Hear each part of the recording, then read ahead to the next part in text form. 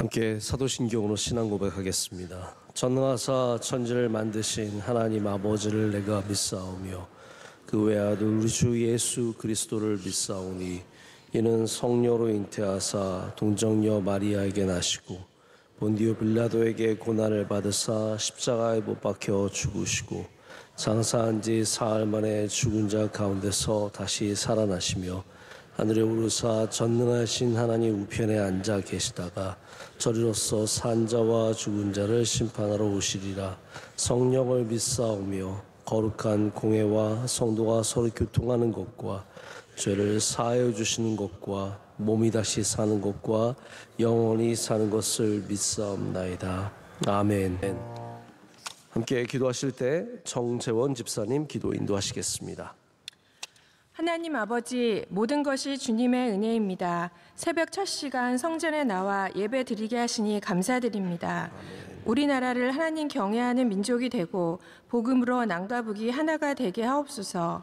대통령과 의정자들에게 지혜와 명철을 주셔서 국정을 잘 이끌어 나가도록 도와주시옵소서. 한국교회와 명성교회를 든든히 지켜주시고 복음 선교에 많은 열매 맺게 하옵소서. 담임 목사님 많은 사역 위에 곤비치 않게 신원을 강건케 하시고 날마다 새 힘을 부어 주옵소서. 원로 목사님 건강을 지켜주시고 비전 사역, 군 사역 위에 함께 하옵소서. 해외 선교지에서 사역하시는 선교사님들 성령 충만케 하셔서 하나님 나라가 확장되게 하옵소서.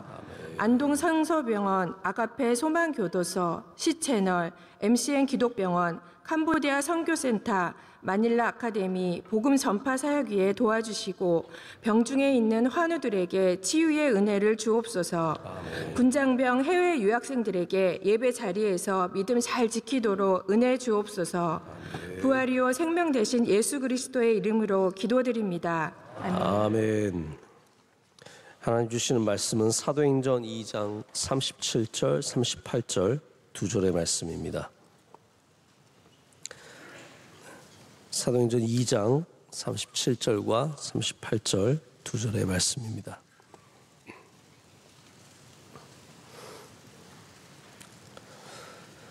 찾으셨으면 우리 함께 두 절의 말씀 함께 읽겠습니다. 그들이 이 말을 듣고 마음에 질려 베드로와 다른 사도들에게 물러 이르되 형제들아 우리가 어찌할꼬 하거늘. 베드로가 이르되 너희가 회개하여 각각 예수 그리스도의 이름으로 세례를 받고 죄 사함을 받으라. 그리하면 성령의 선물을 받으리니. 아멘. 오늘 마음이 제대로 찔려야 복음이 들어간다라는 제목으로 하나님 말씀 나누도록 하겠습니다. 미국의 역사 가운데 굉장히 독특한 설교가가 한 명 있습니다. 소저너 트루스라고 하는 이 설교가는 원래 흑인 노예였습니다. 어린 흑인 노예가 이 집으로 저 집으로 몇 번 팔려가면서 나중에는 네덜란드 계통의 이제 집에 팔려가서 살게 되었는데 그 집은 영어를 쓰지 않고 화란 말을 썼죠. 네덜란드 말을 써서 오히려 영어보다 화란 말이 더 익숙한 그러한 미국에 사는 흑인 노예였습니다. 하지만 소저너는 이 집을 나중에 탈출합니다. 그리고 노예 해방 그런 것들을 추구하는 집에 들어가서 살게 되면서 예수님을 믿게 되고 그래서 나중에는 설교자가 됩니다. 그래서 미국에서 굉장히 노예 해방을 위해서 아주 열렬하게 설교하고 많은 감동을 끼친 사람입니다. 나중에 소저너 트루스한테 굉장히 많은 영향을 받은 사람이 아브라함 링컨 대통령입니다. 굉장히 훌륭한 설교자였죠. 여러분, 노예가 여성이 흑인이 설교했을 때 얼마나 많은 사람들이 그 귀를 기울였겠습니까? 그러나 성령께서 역사하셨기 때문에 소저너 트루스를 통해서 많은 사역이 이루어졌습니다. 여러분, 베드로가 설교를 얼마나 잘했을까요? 혹시 상상이 가십니까? 베드로가 설교했던 것이 상상이 가십니까? 우리는 베드로가 얼마나 뛰어난 설교자였는지 성경에서 별로 다른 곳에서는 저희가 찾아볼 수 없지만 사도행전 2장을 보면 오순절 후에 베드로가 가서 설교했을 때 오늘 말씀을 시작으로 3,000명이 회개하고 예수 그리스도를 구주로 영접하고 성령을 받는 놀라운 역사가 일어났습니다. 할렐루야. 하나님께서 역사하시면 이렇게 어부였던 베드로도 최고의 설교자가 될 수 있다는 것을 성경을 통해서 봅니다. 그래서 하나님은 늘 말 못하는 사람을 많이 사용하십니다. 말씀하시는 하나님께서 말 못하는 사람을 사용하시는 것은 말씀의 능력이 하나님께 있음을 우리에게 보여주시는 겁니다. 그래서 모세가 쓰임받고 예레미야가 나는 말을 못하는 아이라 하였지만 쓰임받게 되는 것 아니겠습니까? 그래서 놀라운 설교자들의 그 중심에는 이 사람이 얼마나 배웠냐, 이 사람이 얼마나 똑똑하냐, 이 사람이 얼마나 말을 잘하냐, 잘났냐가 아니라 그 중심에는 사람들이, 듣는 사람들이 그 말씀을 통해서 감동을 받았다라는 것이 있습니다. 여러분, 설교자를 절대로 그 겉모습으로 판단하지 마십시오. 여러분의 중심에 모든 것들이 달려 있습니다. 내가 감동을 받을 수 있는 사람인가? 오늘 말씀에는 그것을 마음에 찔렸다라고 표현합니다. 마음이 찔렸다. 그럼 뭐가 찔린 걸까요? 여러 가지 찔리는 것들이 있겠죠. 어떤 사람들은 예수님을 못 박아 죽인 것이 우리라는 것이 찔렸을 수 있겠지만, 어떤 사람들은 내가 죄인임이 찔렸을 것이고, 어떤 사람들은 내가 성경을 참 모르고 있었구나라는 것이 찔렸을 것이고, 어떤 사람들은 우리 가정을, 이 무너진 가정을 구할 분은 주님밖에 없었다는 그러한 찔림, 감동이 있었을 겁니다. 오늘 이들은 마음이 찔렸습니다. 오늘도 여러분 마음이 찔리는 은혜가 있으시길 축복합니다. 마음이 찔린다는 것이 벌써 이미 성령께서 역사하고 계신다는 말입니다. 아무리 말을 해도 하나도 안 찔리는 사람이 있습니다. 뻔뻔한 거죠.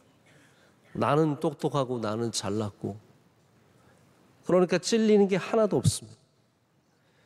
여러분, 교회 와서 나는 여기서 봉사하고 있으니까 그냥 봉사하고 가는 것으로 만족하십니까? 아니면 여러분께서 정말 겸손하게 말씀을 들으면서 마음이 찔리는 경험이 있으십니까? 판단하고 가십니까? 아니면 판단을 받고 가십니까? 여러분께서 주님 앞에, 주님의 말씀 앞에 서는 것을 사람, 설교자 앞에 선 거로 생각하시면 안 됩니다. 설교자가 누가 되었든 그 안에 역사하시는 성령님을 바라보시면서 마음에 찔리는 경험이 반드시 있어야 합니다. 여러분, 제발 오래 교회 다녀도 귀가 교만해지지 마시고 늘 새로운 마음으로 주님의 말씀 앞에 찔림을 받는 경험을 하시는 여러분 되시기를, 저와 여러분 되기를 간절히 소망합니다. 우리는 죄의식에 눌려서는 안 되지만 하나님의 찌르심에는 반응하는 존재들이 되어야 합니다. 여러분, 옆에 사람만 쿡쿡 쪄도 반응하잖아요. 우리가 너치라고 하거든요. 팔꿈치로 쿡쿡 찌르는 거. 우리나라 사람들 잘하는 것 같아요. 너치 이거. 너 왜 자지 마. 교회 와서 왜 자꾸 그래. 핸드폰 그만 봐. 이런 너치 많이 하잖아요. 거기에 전혀 반응을 안 하는 사람들이 있습니다. 중학생 아들이, 우리 아들이 중학생이라서 이 말씀을 드리는 건 아니고, 옆에 앉았는데 너 예배 똑바로 안 드려? 전혀 반응을 안 합니다. 남편이 푹 자고 있는데 여보 교회 왔는데 좀 일어나. 전혀 반응을 안 합니다. 그 반응을 안 함이 무슨 의미일까요? 몰라서 안 하는 겁니까? 졸려서 안 하는 겁니까? 아닙니다. 하나님에 대해서 전혀 모르기 때문에 반응을 하지 않는 것입니다. 여러분, 하나님의 말씀을 우리 성경에서 뭐라고 말하는 거예요? 좌우의 날선 검이라고 했습니다. 하나님의 말씀은 찌르도록 만들어져 있습니다. 우리를 찔릅니다. 하지만 우리를 찔러서 살리는 검입니다. 그 날카로움이 전혀 변하지 않습니다. 2000년 전에 하나님의 말씀이나 지금 하나님의 말씀이나 모든 하나님의 말씀은 날카로운 검과 같아서 우리 심령을 찔러 쪼개는 것인데, 우리가 너무 단단하고 우리가 너무 교만하면은 하나님의 말씀을 들어도 어떠한 찔림이 없습니다. 말씀이 나를 찔러줘야 내가 사는 것입니다. 말씀이 나를 쪼개야 내가 깨어나게 되어 있습니다. 여러분, 찔림은 안타까움일 수 있습니다. 찔림은 눈물일 수 있습니다. 찔림은 죄의식일 수 있습니다. 찔림은 그러나 모두 우리를 살려주는 하나님의 능력입니다. 제가 한동안 재미있게 읽었던 책은 도끼다라는 제목의 책이 있습니다. 이 책을 보면 이제 프란츠 카프카가 한 말이 나오죠. 책은 얼어붙은 감수성을 깨는 도끼가 되어야 한다. 책은 그 사명이 우리의 얼어붙은 감수성을 쪼개는, 깨는 그러한 도구라는 거죠. 하나님의 말씀은 우리를 반드시 찔러야 합니다. 그래서 우리를 쪼개야 그것이 성령의 역사이며 감동입니다. 여러분, 머리로만 설교를 들으면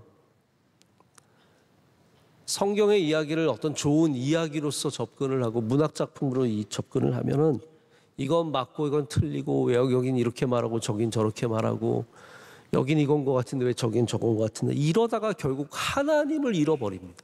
그러면 성경에서 우리는 뭘 만나야 됩니까? 하나님을 만나야 되는 거 아니겠습니까? 예수님 만나야 되는 거잖아요. 하나님의 말씀에서도 마찬가지입니다. 우리 설교단에서 전해지는 이 말씀도 우리가 감히 하나님의 말씀이라고 말합니다. 그냥 인간의 얘기라고 하지 않습니다. 설교자는 마땅히 그래서 하나님의 말씀을 전해야 되고 여러분들도 이것에서 반드시 하나님의 말씀을 발견해야 합니다. 가끔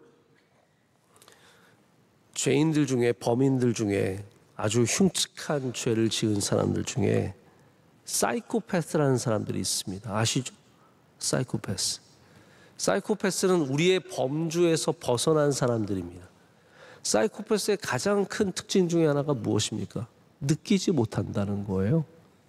그 사람의 고통을, 그 잔인함을, 그 말도 안 되는 범죄에서 일어나는 모든 것들을 잘 느끼지 못하는 겁니다. 잘 웃지 못하고, 잘 울지 못하고, 잘 찔리지 않으면 여러분의 마음이 이미 굳어버린 겁니다. 저는 우리 명성교회가 잘 웃는 교회 되고, 잘 우는 교회 되고, 찔리는 교회가 되기를 간절히 소망합니다. 오늘 이들이 하나님의 말씀을 듣고 나서, 예수 그리스도의 복음을 듣고 나서 뭐라고 합니까? 마음이 찔려서 우리가 어찌할꼬 합니다. 우리가 어찌할꼬? 우리 어떻게 해야 되겠습니까? 세상에 가면은 세상의 전문가들이 이렇게 하면 된다고 저렇게 하면 된다고 얘기합니다. 여러분, 아이들 데리고 얘를 어찌할꼬? 그런 생각 한 번도 안 해보셨습니까? 그렇게 여러분 애들은 다 잘났습니까? 네.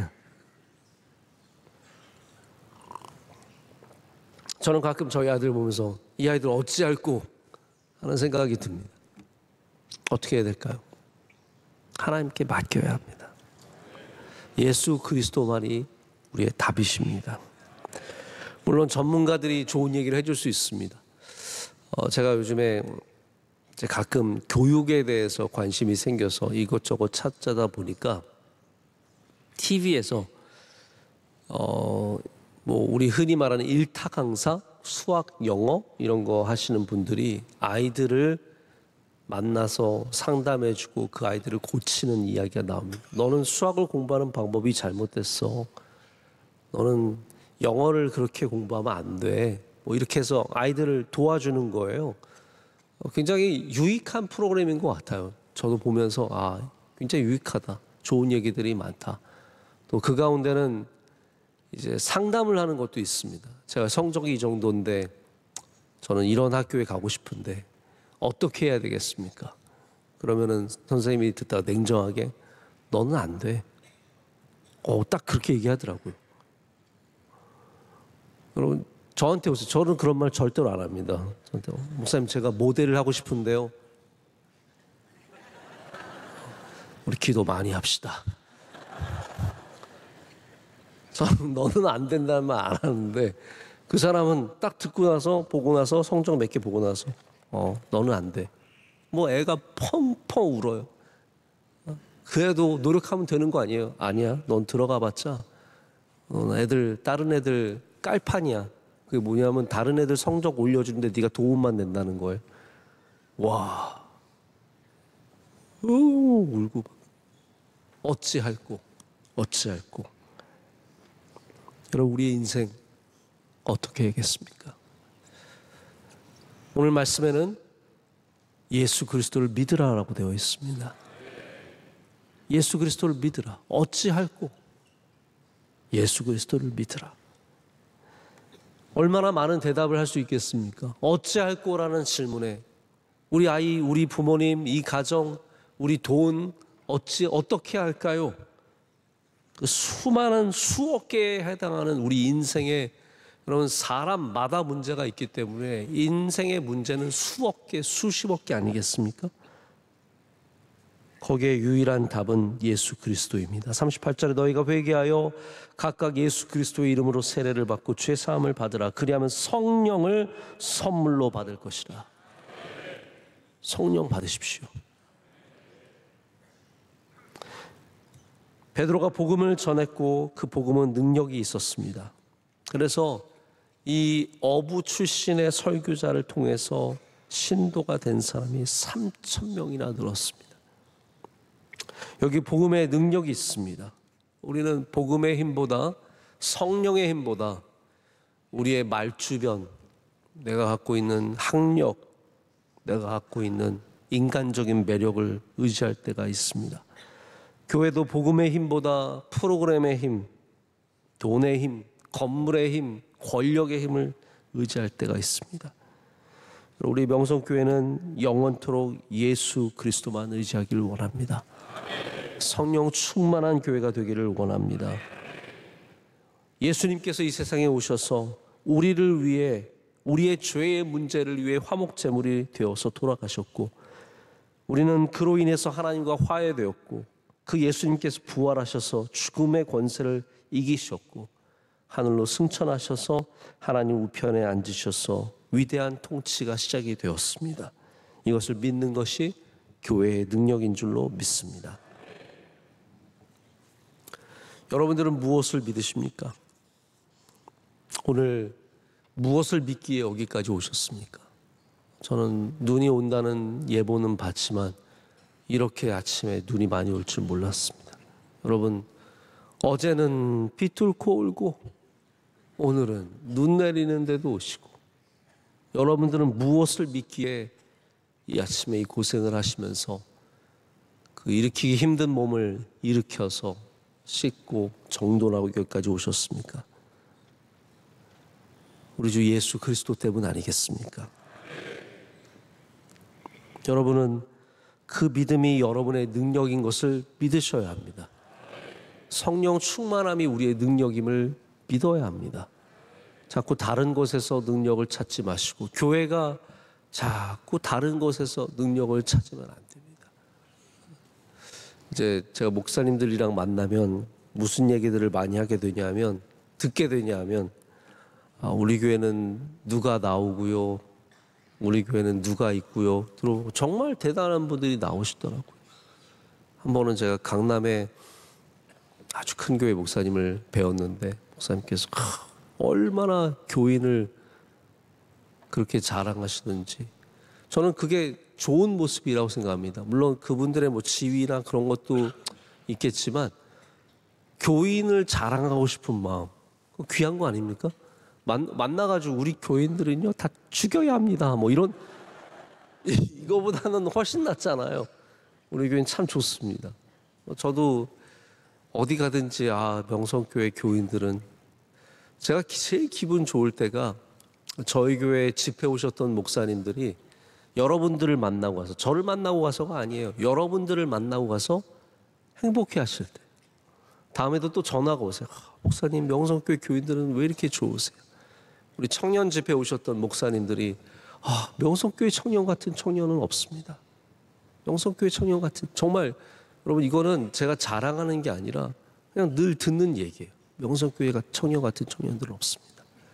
그럼 우리 청년들이 참 믿음이 귀한 겁니다. 토요일 날도 이렇게 열심히 나와서 믿음 생활하고. 근데 여러분, 우리가 세상에 나가서 우리 교회를 자랑할 때 무엇을 자랑할 수 있겠습니까? 교회가 뭐 몇 천석입니다. 찬양대가 몇 명입니다. 여러분, 그거는 우리의 자랑이 아닙니다. 우리는 예배를 위해서 그렇게 운영하는 거지, 그게 자랑. 우리의 자랑은 예수 그리스도밖에 없습니다. 우리의 별은 예수 그리스도고, 우리의 태양은 예수 그리스도고, 우리의 중심은 예수 그리스도고, 그게 모든 우리의 해답이 되어야 우리 교회도 답을 가진 교회가 될 줄로 믿습니다. 여러분, 사도행전에 마음에 찔렸다는 표현이 한 번 더 나옵니다. 어디 나오냐면요, 딱 이 말을 듣자마자 아시는 분은 기가 막히게 성경을 잘 이해하시는 분이신데, 바로 7장에 스데반이 똑같은 설교를 합니다. 여러분, 복음 설교는 사도행전이 일부러 쫙 적습니다. 베드로가 이 복음 설교를 한 것을 쭉 적습니다. 스데반이 복음 설교한 걸 쭉 적습니다. 바울이 나중에 복음 선교하는 것을 쭉 적습니다. 이 복음 설교가 무엇인지 우리에게 분명하게 가르쳐 주는 거예요. 특별히 베드로는 유대인들에게 하는 것이기 때문에 유대인의 성경을 깊이 이해한 베드로가 그 구약 성경을 기초로 이 말씀의 언약의 성취, 이러한 기준으로 쭉 말씀을 이어가는 이 내용들이 쭉 나오죠. 근데 스데반이 설교했을 때 바로 대제사장을 비롯해서, 왜냐하면 7장의 처음이 대제사장이 이 말을 듣는 것으로 시작합니다. 대제사장과 그들과 함께 있는 무리, 또 바울이 있었죠. 사울이었던 바울이 이 자리에 있었습니다. 사울은 어느 파 사람입니까? 바리새파 사람 아닙니까? 바리새인들과 대제사장들과 수많은 율법에 정통한 사람들이 바로 스데반의 설교를 듣고 7장 5절 54절을 보면 마음에 찔려라고 또 나옵니다. 마음에 찔려. 그런데 전혀 다른 반응이 나오죠. 그를 향하여 이를 갈거늘. 여러분, 너무 웃기지 않습니까? 베드로가 복음을 전했을 때는 사람들이 마음에 찔려 우리가 어찌할꼬라고 해서 복음을 받아들이는 그 시작이 되었는데, 그 성령이 주시는 마음의 찔림이 있었는데, 스데반이 설교했을 때는 대제사장과 바리새인들이 이 말을 듣고 마음에 찔려 스데반을 향해서 이를 갑니다. 그리고 결국 어떻게 됩니까? 돌로 쳐서 스데반을 죽입니다. 여러분, 마음의 찔림이라는 것이 하나님을 믿는 귀한 통로가 되기도 하지만 하나님을 모욕하고 하나님을 죽이는, 하나님을 향해서 돌을 던지는 악한 행위가 될 수도 있음을 우리는 보게 됩니다. 이 사람들은 어떻게 마음에 찔렸던 걸까요? 마음이 상한 거죠. 기분이 나쁜 거죠. 모욕감을 받은 겁니다. 여러분, 우리가 하나님의 말씀을 들을 때 은혜를 받아야 합니다. 이게 잘못 사탄이 역사하면 말씀을 들으면서 목회자를 향해서 미움이 생기고, 말씀을 들으면서 하나님을 향해서 원망함과 분노가 생기는 잘못된 찔림도 있다는 것을 성경은 보여줍니다. 똑같이 복음을 들었지만 누군가는 예수님 믿게 되었고 누군가는 돌을 들게 되었습니다. 오늘 여러분 말씀을 들으시고 어느 길로 가시겠습니까? 여러분의 마음이 평생에 성령의 충만함으로 찔리는 은혜가 있으시길 축복합니다. 교회에 와서 자꾸 다른 쪽으로 마음이 찔리지 마시고 우리 선하고 복된 방향으로 마음이 찔려서 복음이 들어가고 이 복음을 통해서 여러분들이 살아나는 은혜가 있으시기를 축복합니다.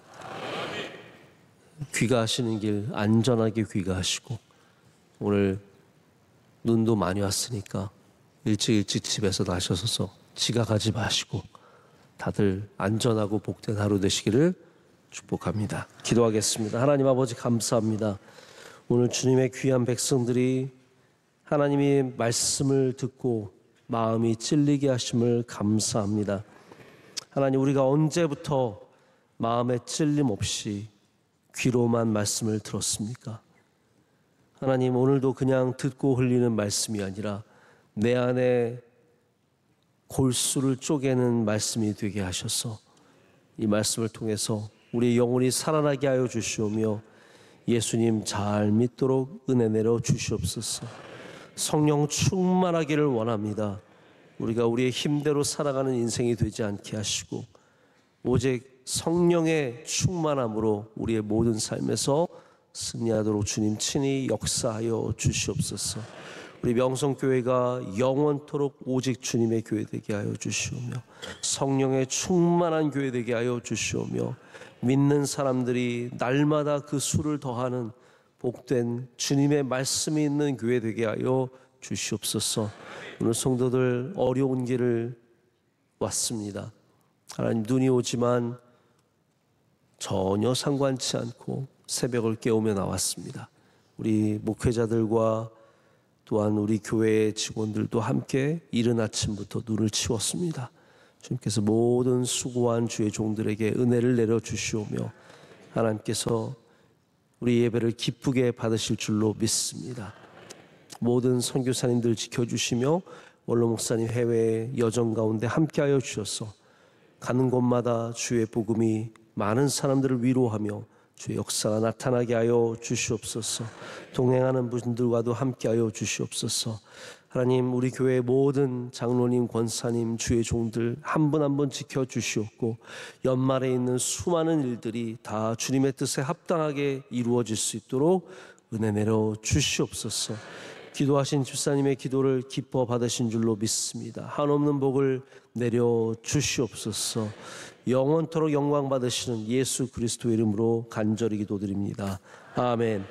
하늘에 계신 우리 아버지여, 이름이 거룩히 여김을 받으시오며 나라의 임하옵시며 뜻이 하늘에서 이루어진 것 같이 땅에서도 이루어지이다. 오늘날 우리에게 일용할 양식을 주시옵고 우리가 우리에게 죄진 자를 사하여 준 것 같이 우리의 죄를 사하여 주시옵고 우리를 시험에 들게 하지 마시옵고 다만 악에서 구하시옵소서.